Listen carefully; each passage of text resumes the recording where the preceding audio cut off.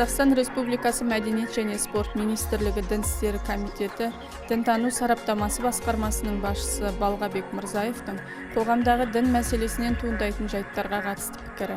Дүниеден өткен ата-бабаларға Құран оқуға бола ма, оның дұрысы қалай болмақ? Негізі шариғатта осы өмірде өткен ата-бабалардың аруағына арнап Құран бағыштау бұл дұрыс нәрсе. Бұның бірнеше мысалдары бар.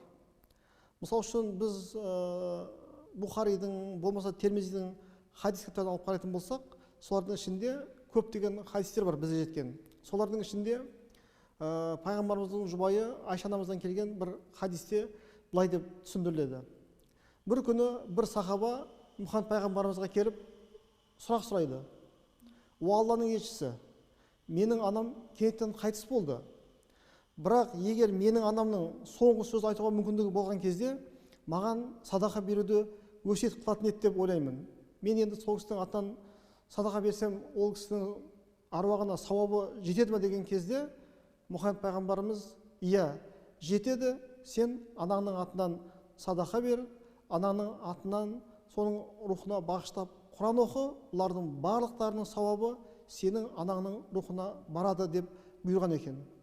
Яғни осы хадистен көріп отырғанымыздай, біз Құран кәрімнің аяттарын осы өмірде өткен ата-бабамыздың рухына бағыштасақ, бұл дұрыс нәрсе.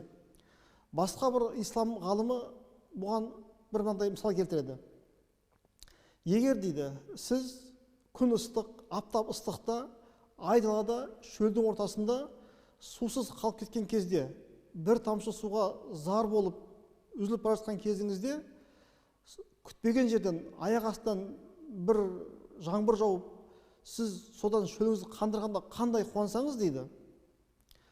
Қайтыс болған кісінің рухына Құран бағыштасаңыз, сол кісілердің рухы да сіздің шөліңіз қанғандай қуанады дейді.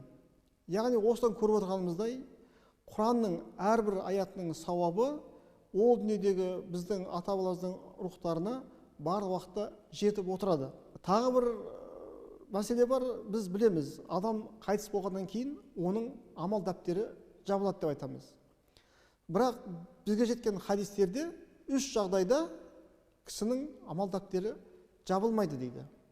Оның біріншісі ғибадат үшін мешіт салдырғандар, екіншісі сауап үшін мектеп, аурухана сияқты сонда қайырымдылық мәселелермен адамдарға жақсылығы тиген азаматтардың амал дәптері, және үшіншісі артында өзінің үрім бұтағы Құран оқып, соны бағыштап отыратын ұрпақ қалдырған кісілердің жағдайында амал дәптері жабылмайды деп отыр.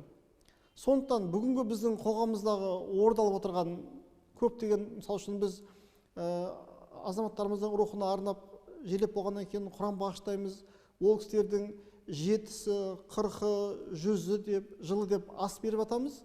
Біздің бұл жердегі мақсатымыз әрине адамдардың қарнын тойғызу емес, сол кісілердің барлығын жинап, біз осы өмірде өткен ата-бабамыздың рухына Құранын бағыштап, осылардың Құранның аяттарын бағыштаған кезімізде бүкіл жамағат болып, аумин деп, соны қабыл болғанын тілеу үшін береміз. Сондықтан бұны да біз осылай дұрыс түсінуіміз керек.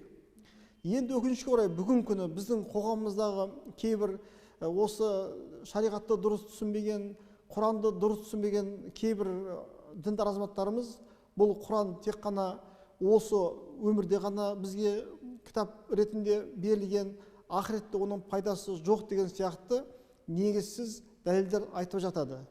Мен айтар едім осылай айтқан азаматтарымызға. Мысал үшін, біз адам қайтыс болған кезде рух денеден бөлініп шығады. Бірақ біз рухтың мәңгі жасайтынына сенеміз. Ал енді осы рухтың мәңгі жасайтынына сене отырып, біз өзіміз Құранды о дүниеге жетпейді деп айтамыз. Бұл жерде бір-біріне қарама-қайшы пікір бар біріншіден. Екіншіден, біз барлық уақытта осы діннің негізін түсіндіретін бірінші Құран кәрім, екінші пайғамбарымыз айтқан бізге хадистер, осыларды терең зерттеген жағдайда біздің көзіміз толық жететін бірақ мәселе бар. Адам баласының рухына бұл дүниеде де, ол дүниеде де арналып бағышталған Құран аяттары ол кісілердің рухтарына міндетті түрде көмегі тиеді. Құран бағыштауда оның кез келген жолы дұрыс. Кей жағдайларда, мысал үшін, Құран кәрімді өзі дұрыс оқитын азаматтар әрине үйінде отырып, өзінің отбасында отырып Құран бағыштай алады.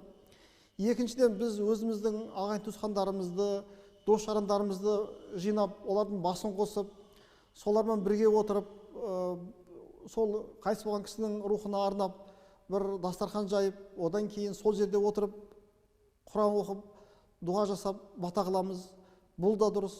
Енді сонымен қатар қазіргі уақытта енді кейбір азаматтарымыз үлкен кафелерде жиналып, бүкіл ағайын туысқанын, ел жұртын бәрін жинап, 300 кісілік, 500 кісілік адамдардың дастарханын жайып, одан кейін де Құран бағыштатып атады. Яғни Құран бағыштаудың белгілі бір үкімі жоқ. Кез келген жағдайда, кез келген жерде біз Құранды дұрыс оқи алатын, Құранды білетін азаматтардың аузынан ол кісілердің рухтарына Құран бағыштап жатсақ дұрыс.